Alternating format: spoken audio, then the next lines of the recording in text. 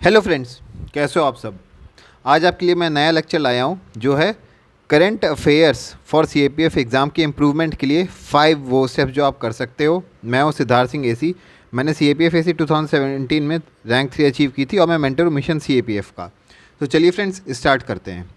सबसे पहले हम वो 5 स्टेप्स देख लेते हैं जो आप इंक्लूड कर सकते हो अपनी प्रिपरेशन में। तो नंबर 1 पर है correlation with static portion, number 2 map work, number 3 जो 3 सोर्सेज हैं उनकी अच्छे से coverage, number 4 regular revision and number 5 irrelevant stuff को फिल्टर आउट करना। थोड़ा डिटेल में बात कर लेते हैं अब इन्हीं पर।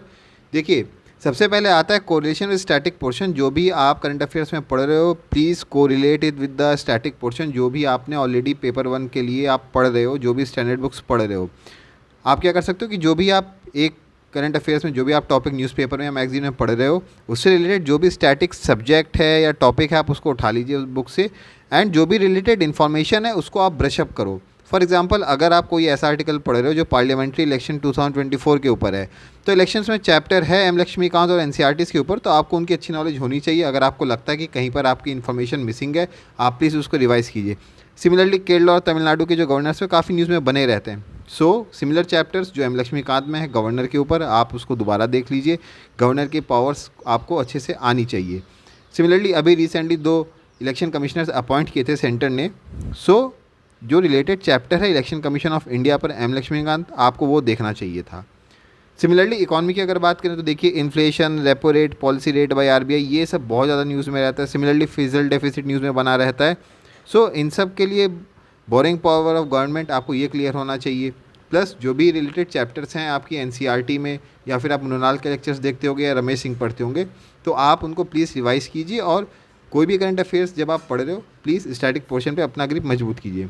नेक्स्ट आते हैं मैप वर्क पे। हमेशा at all times keep an Atlas and blank maps of world and India with you.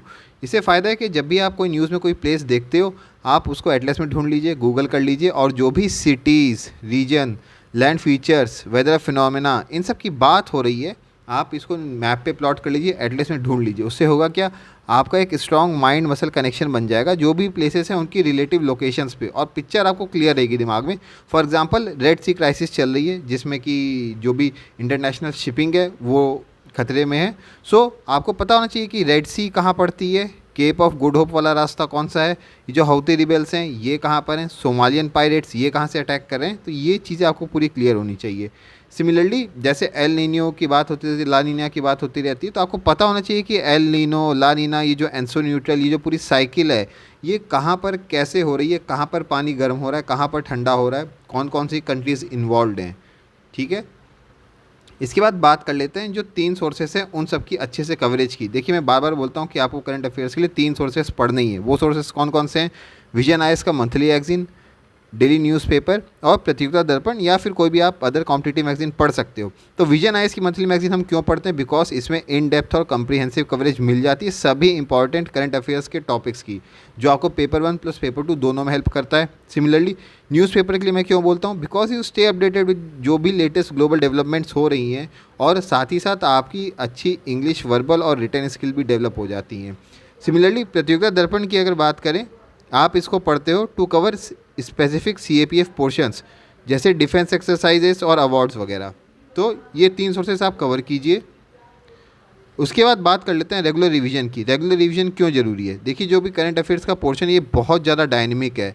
नई डेटा, नया न्यूज़ कंटेंट हर घंटे आता रहता है, तो बहुत ज़्यादा ईजी हो जाता है कि जो आपने 5 या 6 महीने पहले पढ़ा हो, आप उसको भूल सकते हो या इग्नोर कर दोगे। तो आपको क्या चाहिए कि आप रेगुलर रिवीजन करते रहो थोड़ा थोड़ा करके। सो आपके एग्ज़ाम के लिए एक स्ट्रक्चर्ड नॉलेज बन जाती है जो आपको आंसर राइटिंग में काम आती है एंड पेपर 1 में आपको हेल्प करती है। ऑल्सो रिविजन्स के साथ क्या होगा कि आप स्टैटिक और करंट पोर्शंस को बेटर कोरिलेट करने लगेंगे। नेक्स्ट बात करते हैं, जो 5th टिप है हमारी, जो 5th स्टेप है, that is filtering irrelevant stuff. देखिए, करंट अफेयर्स का पोर्शन बहुत ज़्यादा बड़ा हो जाता है बिकॉज मल्टीपल चैनल्स के थ्रू आपके पास इन्फॉर्मेशन आ रही है। तो आपको क्या करना है, आपको खुद का एक अप्रिसिएशन डेवलप करना है कि एग्ज़ाम के लिए क्या ज़रूरी है और क्या ज़रूरी नहीं है। तो आपको फोकस करना है जो भी सिलेक्टेड न्यूज़ आर्टिकल्स हैं, टॉपिक्स हैं, जो भी आपको ज़रूरी लगते हैं एग्ज़ाम के लिए। बेस्ट तरीका क्या है इसको डेवलप करने के लिए? आप PYQs देखिए पेपर 1 और पेपर 2 के लिए। आपको एक अच्छा आइडिया मिलेगा कि आपको किस चीज़ पर अटेंशन देनी है।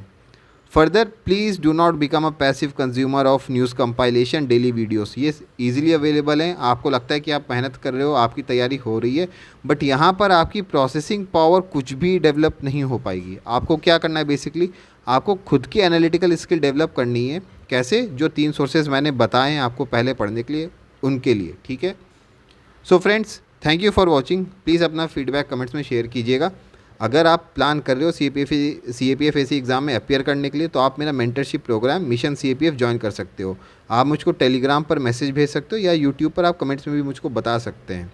So friends, thank you for watching. Keep working hard.